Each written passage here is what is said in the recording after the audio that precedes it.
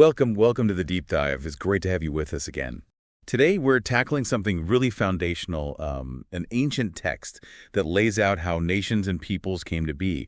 We're diving into Genesis chapter 10 from the 21st century King James Version, sometimes called the Table of Nations. That's right. And it's fascinating because it's basically an ancient map explaining how the world's population spread out and diversified after, well, the Great Flood described earlier in Genesis. A map of peoples. Yeah. Okay, let's unpack this incredible family tree and see what it tells us. We start right at verse 1, Genesis 10. Now these are the generations of the sons of Noah, Shem, Ham, and Japheth. And unto them were sons born after the flood. Simple start, but huge implications. Absolutely huge. I mean, this single verse sets the stage for everything that follows. It's saying, look, everyone, all the nations we're about to list, they all trace back to these three guys, Shem, Ham, and Japheth. They're the bottlenecks, the progenitors for all humanity after the flood, according to this text. It establishes a kind of fundamental unity. Unity, right. And then diversification. So where does it go first? Japheth, verse 2, the sons of Japheth, Gomer and Magog and Madai and Javan and Tubal and Meshech and Pores. And these names, they weren't just random sounds to the original audience. Scholars often link them to known ancient peoples or regions. Like Gomer is often associated with the Sumerians north of the Black Sea. Javan is pretty widely seen as representing the Ionians, so the Greeks. Madai, the Medes. Ah, okay. So there are historical echoes there. Definitely echoes. Now, their associations, not always one-to-one perfect matches, but it shows an attempt to root this genealogy in the known world of the time. And it keeps branching. Gomer's sons in verse 3, and the sons of Gomer, Ashkenaz and Riphath and Togarmah. And then Javan's in verse 4. And sons of Javan, Elisha and Tarshish, Kittim and Dodanim. But here's the really interesting part, verse 5. It summarizes the whole point. By these were the isles of the Gentiles divided into their lands, every one after his own tongue, according to their families, into their nations. Isles of the Gentiles. So that suggests what? Coastal regions, maybe further afield? Generally understood to mean the lands across the Mediterranean, perhaps Aegean, Anatolia, maybe further north and west from the perspective of ancient Israel. The key thing, though, is the explicit connection it makes. It's saying these families led to these lands, these languages, these nations. It's an explanation for diversity. Right, not just a list, but an origin story for nations and languages. Okay. That's quite a framework. Okay, so after Japheth and those associated with it, so sort of north and west, the text moves to Ham, verse 6. And the sons of Ham, Cush and Mizraim, and Put in Canaan. And again, these were very recognizable names. Cush, often linked to Nubia or Ethiopia. Mizraim is actually the Hebrew word for Egypt. Ah, Egypt itself. Okay. Yeah. And Canaan, obviously the land of Canaan. Put is a bit less certain, maybe Libya or parts of North Africa, so major players in the ancient Near East and Africa. And Cush's line continues in verse 7, and the sons of Cush, Seba and Havilah, and Sabta and Rama and Sabtika, and the sons of Rama, Sheba and Dedan. Lots of names there. But then verse 8, we get something really significant, right? And Cush begot Nimrod. He began to be a mighty one on the earth. Verse 9 adds, he was a mighty hunter before the Lord, therefore it is said, even as Nimrod, the mighty hunter before the Lord. What does mighty hunter mean here? Is it just about hunting animals? Well, that's the question, isn't it? Mighty hunter likely implies more than just skill with a bow. Given what follows, it suggests power, dominance, maybe even conquest. He's presented as a founder of kingdoms, the first real empire builder mentioned. The phrase before the Lord is also debated. Does it mean in God's sight or perhaps in defiance of God? It adds a layer of complexity. Empire builder. Okay, because verse 10 lists his first cities. And the beginning of this kingdom was Babel and Erech and Akkad and Calneh in the land of Shinar. And those are huge names in ancient history. Babel, Erech, Akkad. These are foundational cities in Mesopotamia, Sumer, Akkadia. We're talking about the heartland of early civilization. So Nimrod is linked directly to the rise of these major urban centers. Exactly. The text is associating him with that shift towards centralized power, towards kingdoms and cities. And he didn't stop there. Verses 11 and 12. Out of that land he went forth to Assyria and built Nineveh and the city Rehoboth and Calah and Risen between Nineveh and Calah, the same as a great city. Right, expanding north into Assyria. And Nineveh, of course, becomes incredibly important later as the Assyrian capital, Calah, too. It portrays him as this major founder figure establishing significant urban centers. A very different vibe from the Japheth section. Yeah. More about power and specific kingdoms. Definitely.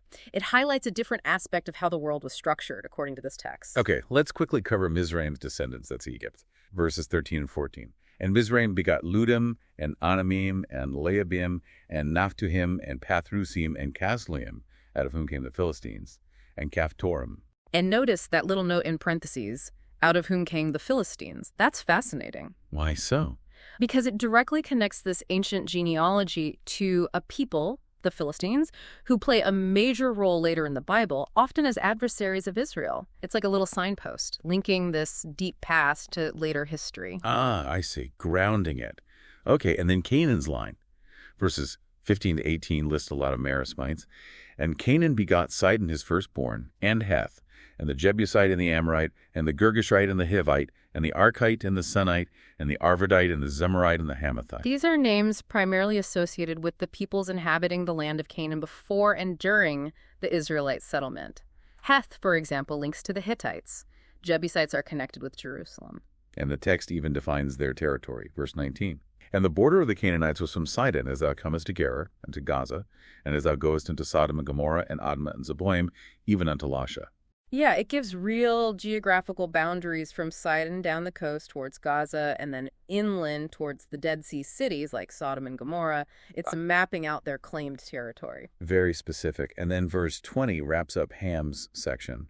These are the sons of Ham, according to their families, according to their tongues, in their countries, and in their nations. Same formula as before. Exactly. Family, language, land, nation. That structure holds. All right, that brings us to the third son, Shem. Verse 21. Unto Shem also, the father of all the children of Aber, the brother of Japheth the elder, even to him were children born. What's that about, father of all the children of Aber? That's a really key phrase. It singles out Shem's lineage, specifically through Aber, as particularly significant. Aber is traditionally seen as the ancestor of the Hebrews. Yeah. So the text is highlighting this line. It's setting up the lineage that will become central to the rest of the Genesis narrative and beyond. Okay, so special focus here. Verse 22 lists Shem's immediate kids, the children of Shem, Elam and Asher, and Arphaxad and Lud and Aram, and Aram's children in verse 23, and the children of Aram, Uz and Hul and Gether and Mash. Then it traces down from Arphaxad in verse 24, and Arphaxad begot Salah, and Salah begot Eber. There's Eber again. And now verse 25, this is the one. And unto Eber were born two sons. The name of one was Peleg, for in his days was the earth divided, and his brother's name was Joktan. The earth divided. What's that about? Yeah, this is one of the most debated little phrases in the chapter. In his days was the earth divided. What does it mean? Some ancient interpretations thought maybe literal geographical division, like continent splitting. More commonly, scholars connect it perhaps to the division of languages at Babel, which comes in the next chapter, Genesis 11. Ah, so it could be foreshadowing Babel, linguistic division. Could be. Or maybe political division, the scattering of peoples into distinct nations. The text doesn't explicitly say how it was divided. It's intriguingly ambiguous. It really makes you think, doesn't it? How did they understand the world fragmenting like that? Yeah. Maybe drop us a comment. Let us know what verse or idea from this chapter really catches your attention. We'd love to hear. Okay, then we get Joktan's line, Peleg's brother. Verses 26 to 29 list a whole bunch of sons. Almodad and Sheleph, Hazarmaveth and Jerah, Hadoram and Uzal, all the way to Jobab. All these were the sons of Joktan. These names are generally associated with peoples and regions in Arabia. Hazarmaveth, for instance, is clearly linked to the Hadramaut region in modern Yemen. Sheba and Ophir are also famous names associated with Arabia and perhaps trade routes further east. And their location is given in verse 30. And their dwelling was from Mesha as thou goest unto Sephir, a mount of the east. Again, placing them geographically. Right, generally pointing towards eastern regions, likely Arabia again. And Shem's section concludes with the familiar formula in verse 31. These are the sons of Shem, according to their families, according to their tongues, in their lands, according to their nations. So we've covered Japheth, Ham, Shem, and the chapter ends with a final summary in verse 32. These are the families of the sons of Noah, according to their generations, in their nations, and by these were the nations divided on the earth after the flood. And that just wraps it all up perfectly. It restates the main purpose. This genealogy explains how the nations, as the authors understood them, came to be spread across the earth after the flood, all tracing back to Noah's sons. It's a comprehensive statement about origins and diversity. Wow. Okay, so we've journeyed through this ancient map of humanity. Quite incredible detail. What's the big takeaway here? Well, I think the main thing is how systematically Genesis 10 presents this worldview. It's not random. You have Japheth's descendants broadly spreading, sort of to the north and west, the Isles of the Gentiles. You have Ham's line, crucially featuring powerful early kingdoms in Mesopotamia and Egypt, like Nimrod's, and defining the peoples of Canaan. And then Shem's line, highlighted through Eber, pointing towards the ancestry of the Hebrews and associated peoples, with that cryptic mention of the earth being divided in Peleg's time. It's a narrative explanation for global diversity, different peoples, different languages, different lands, all rooted in this single family that survived the flood. It tries to make sense of the complex world the writers saw around them. A narrative explanation for diversity. That's a great way to put it.